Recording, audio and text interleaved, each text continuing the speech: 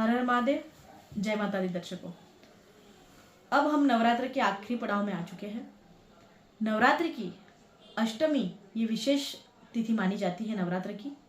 इस दिन माँ नौ दुर्गा के 8वें स्वरूप यानी कि महागौरी की पूजा की जाती है। महागौरी इनका वर्ण जो है ये गौर वर्ण का है, इसलिए इन्हें महागौरी कहा जाता है।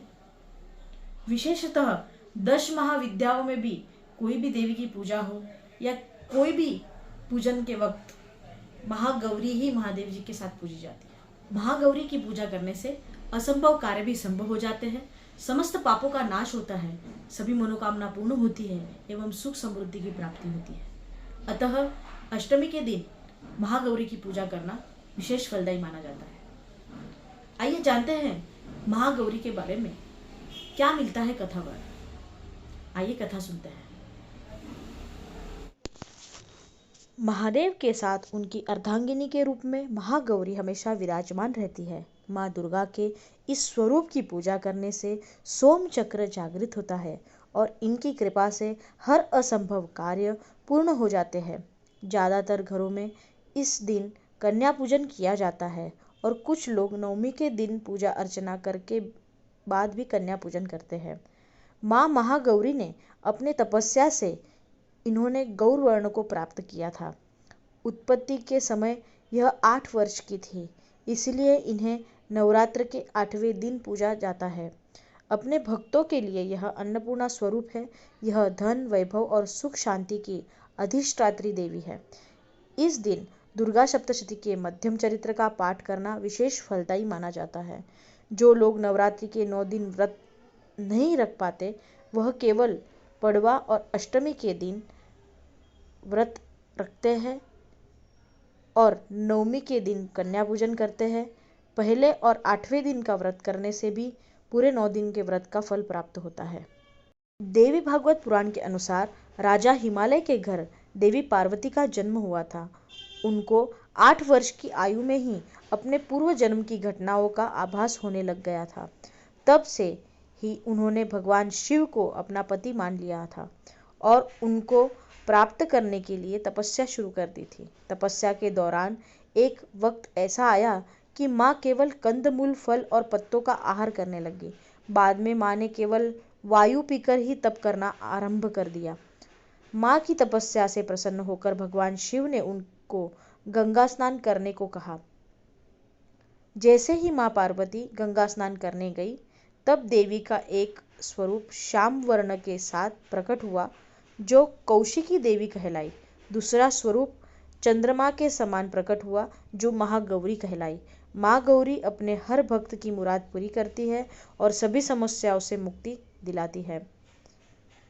सांसारिक रूप में इनका स्वरूप बहुत ही उज्जवल, कोमल, श्वेत वर्ण और श्वेत वस्त्रधारी है। देवी महागौरी को गायन संगीत प्रिय है और वह सफेद वृषभ यानी कि बैल पर सवार है। माँ का दाहिना हाथ अभय मुद्रा के लिए हुए है और नीचे वाले हाथ में शक्ति का प्रतीक त्रिशूल है। वही बाएं हाथ में शिव का प्रतीक डमरू और नीचे वाले हाथ भी भक्तों को अभय दे रहा है। माँ के हाथ डमरू होने के कारण इनको शिवा भी कहा जाता है। माँ का यह स्वरूप बेहद शांत और दृष्टिगत है। इनकी पूजा करने मात्र से व्यक्ति के सभी पाप नष्ट हो जाते हैं। दुर्गा अर्पणमस्तु। जैसे कि आपने कथा सुनी, वैसे ही माँ गौरी का विशेष पूजा का महत्व है। अतः प्रार्थना, स्तुति और स्तोत्र और मंत्र अवश्य इस दिन करें। मैं जो आपसे प्रार्थना कह रही हूँ, मंत्र कह रही हूँ, उसको 108 बार अवश्य पढ़ें। आइए जानते हैं प्रार्थना मंत्र। प्रार्थना मंत्र इस प्रकार है। श्वेते वृषे समारूढ़ा श्वेतांबरधरा शुचिः महागौरी शुभम दध्यान् महादेव प्रमोदता। प्रार्थना मंत्र सुनने के बाद में यदि आपको ऐसे लग रहा हो कि यह मंत्र संस्कृत होने की वजह से कठिन लग रहा है, तो आप इस छोटे से मंत्र का भी 108 बार जाप कर सकते हैं। छोटा मंत्र इस प्रकार है। ओम देवी महागौरे नमः। ओम देवी महागौरे नमः। इस मंत्र को भी आप 108 बार पाठ कर सकते हैं। अब जानते हैं स्तुति के बारे में। जैसे कि मैं रोज़ आपसे कहती आई हूँ कि स्तुति करना यह किसी के लिए भी बहुत अच्छा होता है। जिसकी भी हम स्तुति करते हैं वो उससे प्रसन्न होता है। ऐसे ही हमें माता की स्तुति ज़रूर करना चाहिए। तो माता की स्तुति में आज का मंत्र इस प्रकार है। या देवी सर्वभूतेषु महागौरी रूपेण संस्थिता नमस्तस्यै नमस्तस्यै नमस्तस्यै नमो नमः। आप इस स्तुति का भी 108 बार पाठ कर सकते हैं। अन्यथा इस स्तुति मंत्र के अंदर आप जहाँ पे मैंने महागौरी रूपेण संस्थिता कहा है वहाँ शांति, लक्ष्मी, पुष्टि, साथ ही साथ में शक्ति, भक्ति ऐसे कह के भी इस स्तुति को और बड़ा करके माँ की स्तुति कर सकते हैं। अब जानते हैं नवरात्रि के अष्टमी के दिन यानी कि नवरात्र के 8वें दिन जब माँ 9 दुर्गाओं में से महागौरी का स्वरूप पूजा जाता है, उस दिन कौन सा भोग अर्पित करना चाहिए। इस दिन नारियल से बना भोग आप लोग अर्पित कर सकते हैं।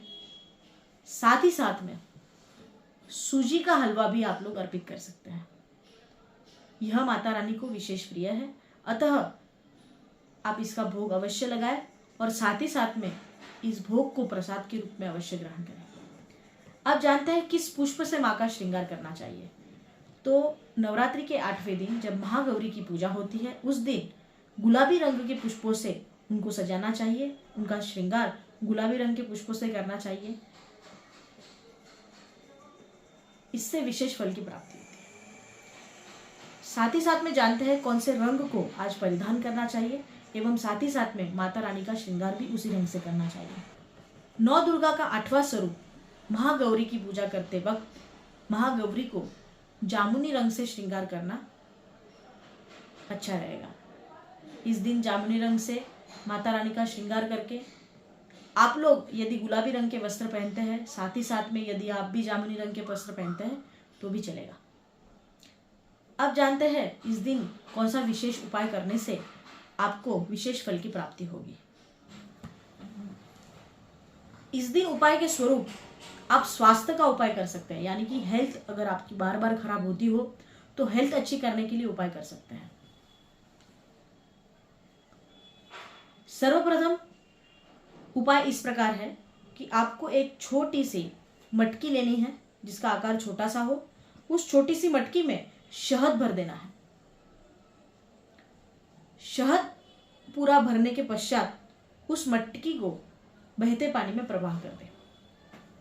ये आज ही के दिन आपको करना होता है। इससे आपकी हेल्थ अच्छी हो जाती है, स्वास्थ्य अच्छा होता है। जो बीमारी खत्म नहीं होती, जो बीमारी से दिक्कत आ रही हो, बहुत इलाज करने के बावजूद भी उसमें असर नहीं पड़ रहा हो, बहुत डॉक्टर दिखाने के बावजूद भी आपका सही से इलाज नहीं हो पा रहा हो, तो आप ये उपाय जरूर कर सकते हैं।